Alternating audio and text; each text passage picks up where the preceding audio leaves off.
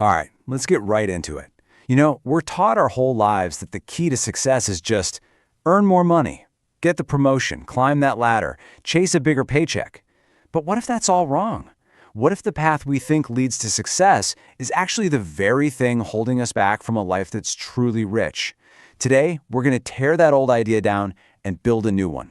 And this quote from financial expert Nisha Shah, man, it just nails it. It's such a simple idea, but it completely flips the script. It's not about the size of your paycheck, it's about what you do with it. If you can just let that one idea sink in, I'm telling you, it's a total game changer. I mean, have you ever felt this? You've checked all the boxes, right? You got the right degree, landed the good job, you're making decent money, but there's this little voice in your head that just says, this isn't it. You feel like you should be happy, but honestly, you just feel stuck. If that sounds even a little bit familiar, trust me, you are so not alone in this. So this feeling of being trapped, it even has a name, the golden handcuffs. And Nisha Shah's story is the perfect example. Picture this. She's a high-flying investment banker. From the outside, she has it all. The status, the glitz and glam, the whole deal. The absolute picture of success. But on the inside, she had this growing realization that the ladder she was fighting so hard to climb, it was propped up against the wrong wall entirely. And this is where the real tug-of-war begins inside your head. On one side, you've got something called sunk cost bias. You know, that little voice that says, but I've put in so much work, I can't just quit now. But on the other side is this even scarier feeling, the fear of regret. And that's when the real question hits you. If nothing changes, will I be happy doing this in 5 years or 10? For a lot of people, that fear of the future finally gets bigger than the fear of leaving the past. Okay, so how do you get out of the trap? How do you find the courage to actually make a change? Well, the secret isn't some big dramatic moment of bravery. Nope, it's actually way more boring and way more powerful. It's all about building what we call a financial runway, a safety net. Because having that cushion, that security, that's what gives you the freedom to walk away. It's not about being reckless. It's about giving yourself options. All right, so what are we talking about here numbers-wise? The gold standard is having 3 to 6 months of your essential living expenses saved up. And I gotta stress essential. We're not talking about your full salary here. This is just the bare bones stuff. Rent, food, utilities, the absolute must-pays. Figure out that number, multiply it by 3 or 6 if you want more breathing room. That final number, that's not just money in the bank. That is your launch pad. It's the key that unlocks the handcuffs. Now, I know what you might be thinking. Building a runway? I can barely figure out where my money goes each month. And that brings us to the single biggest money mistake almost everyone makes. And no, it is not buying lattes. It's simply avoiding our finances. We just don't look. You know that feeling, right? That little jolt of anxiety when you think about opening your banking app, so you just put it off? That avoidance is exactly what keeps us stuck. And believe it or not, there's a name for this. It's called the ostrich effect. We literally bury our heads in the sand hoping the problem disappears. But here's the thing about money. Ignored problems don't just go away, they grow, they compound. So the very first step, the absolute key to taking back control, is just to look. Just be willing to look. But here's the really good news.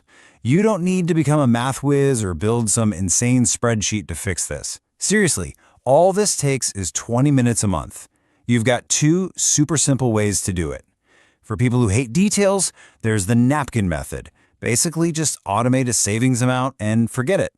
For a little more structure, there's the buckets method.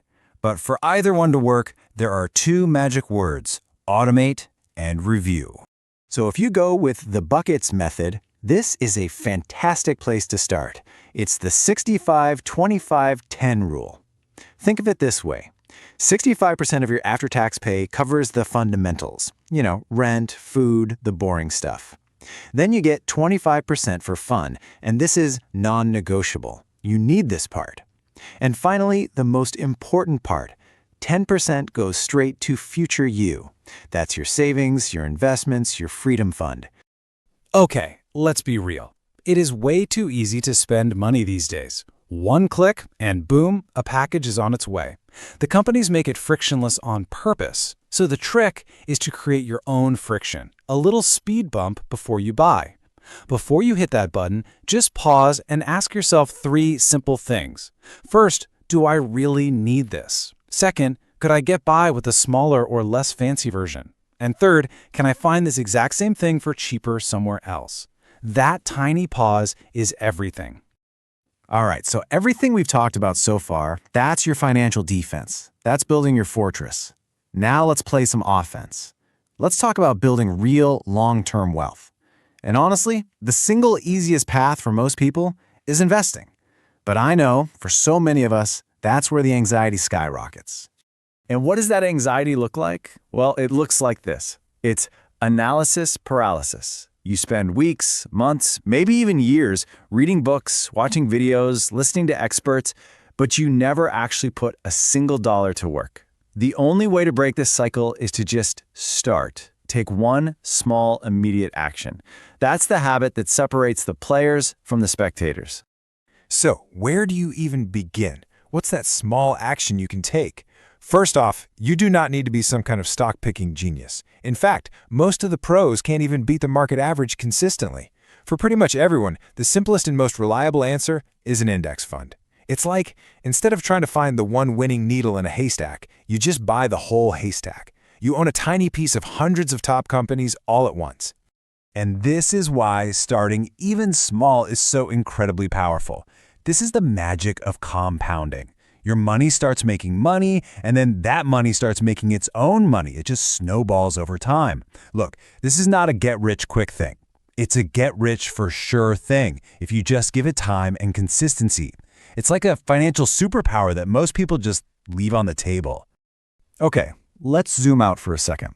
We've gone over saving, we've gone over investing, the nuts and bolts. But none of that stuff actually matters if you don't know why you're doing it. And that brings us to the most important question of all. What does rich even mean to you? See, there are 2 totally different things we're often chasing. There's financial success, and then there's financial happiness. Success, that's society's definition. It's the fancy car, the big house, keeping up with the Joneses. It's all external. But happiness, that's different. That's your definition. It's about feeling fulfilled, about knowing your money is aligned with what you actually care about. And that is the real prize. So how do you get there? How do you actually find that financial happiness?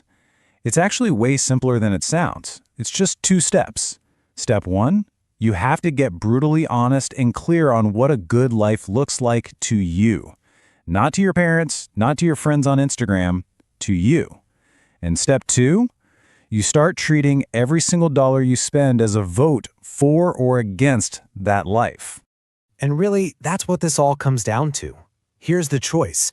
Either you give your money a purpose, or I promise you it will find a purpose for you, and you might not like the one it picks. So the question I want to leave you with is this. Is every single money decision you make a vote for the life you truly want? The amazing thing is, the power to answer that is completely in your hands.